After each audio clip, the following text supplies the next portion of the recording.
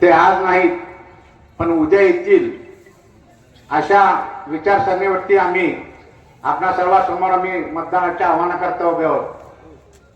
महाविकास आघाडीतर्फे डॉक्टर जितेंद्रजी कानडे हे उमेदवार व्यावसायिक डॉक्टर जरी असले तर त्यांची सामाजिक बांधिलकी आपल्या सर्वांना ज्ञात आहे. आमचे दुसरे उमेदवार सन्मान्य भोसले हे गंडोळेचे गेल्या 15 वर्षापासून या सामाजिक कार्यात राजकारणात सक्रिय असून दोन्ही उमदे असून 3,30,000 मताच्या फरकाने त्या ठिकाणी जिंकलो. आणि ही निवडणूक जिंकण्यासाठी तुमच्यासारखीच सर्वसामान्य माणसं माझ्या पाठीशी होती. ते आपण सर्व माझ्या माता भगिनी जिथपर्यंत माझा आवाज जातोय तिथपर्यंत घराघरातून ऐकणार. निंबाळकर आहे, कैलास पाटील आहेत, प्रवीण स्वामी आहेत, आपल्या भारतीय राष्ट्रीय काँग्रेसचे धीरज पाटील अध्यक्ष आहेत, रामदादा आहेत. आणि दुसरी बाजू आहे ज्याच्यात खऱ्या अर्थानं जर बघायचं म्हणलं तर राणा पाटील, अर्चनाताई पाटील आणि तिसरे मल्लू पाटील.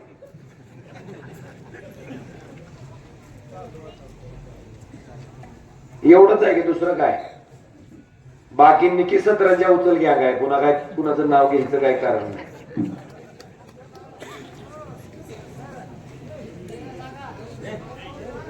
थांब जरा, तुझं झाल्यावर पुन्हा तुला सांगतो. आता ह्या दोन बाजू कशासाठी ही निवडणूक लढवायला.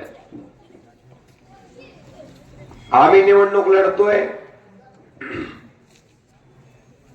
की या ग्रामीण भागातला सर्वसामान्य कार्यकर्ता, सर्वसामान्य माणूस जी गाव पातळीला काम करतय त्याचं नेतृत्व पुढे यावं.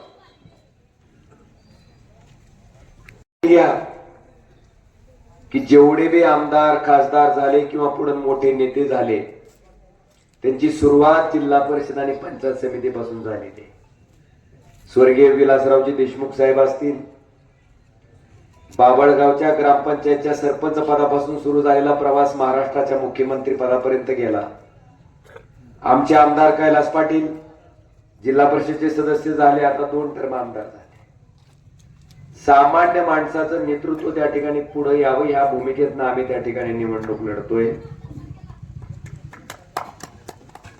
हे का म्हणतोय मी, कारण माझी निवडणूक लढवत नाही, कुणीही आमचे नातेवाईक सुद्धा निवडणूक लढवत नाही. आपल्याला सगळे कार्यकर्ते. आणि आजच नाही, 2007 ला मी 23 वर्षाचा होतो फक्त. त्यावेळेस गोदावरीताई केंद्रे यांना मी जिल्हा परिषदचा अध्यक्ष केलं 2007 ला. फक्त 23 वर्षाचा होतो. जरा त्या मल्लू पाटला निरोप पाठवा. 23 वर्षाचा होतो. पण मी 7 पासून आजपर्यंत एकही निवडणूक माझ्या कुटुंबातल्या एकाही माणसानं लढवली नाही. घरातल्या एकाही माणसानं निवडणूक सोडली नाही.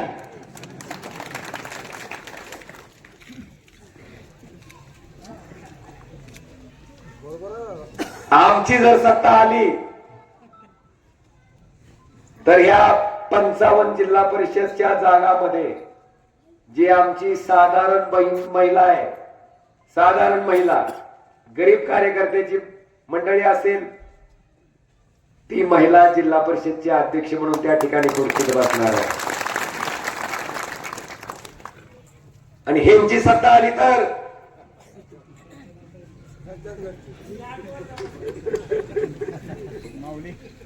मला विचारायचंय, इथल्या विरोधात निवडणूक लढवणाऱ्या उमेदवार की दादा ओम राजे जसं सर्वसाधारण सामान्य महिलेला जिल्हा परिषदचा अध्यक्ष करायलाय तसं आपण सुद्धा अर्चनाताईला न करता सर्वसामान्य महिलेला अध्यक्ष करू. आहे का हिंमत?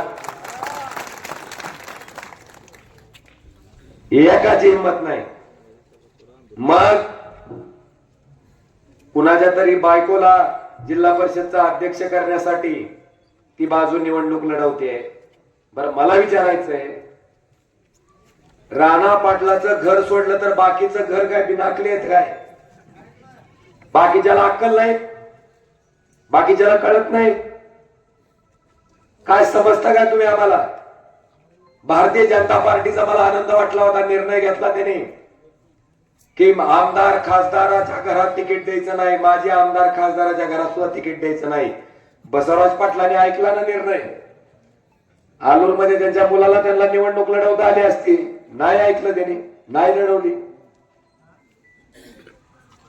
माऊलींनी सुद्धा मोठं मन करून दाखवलं, म्हणले कार्यकर्त्यासाठी आमची माघार. पण शेवटच्या दिवशी कळालं की परत कार्यकर्त्याला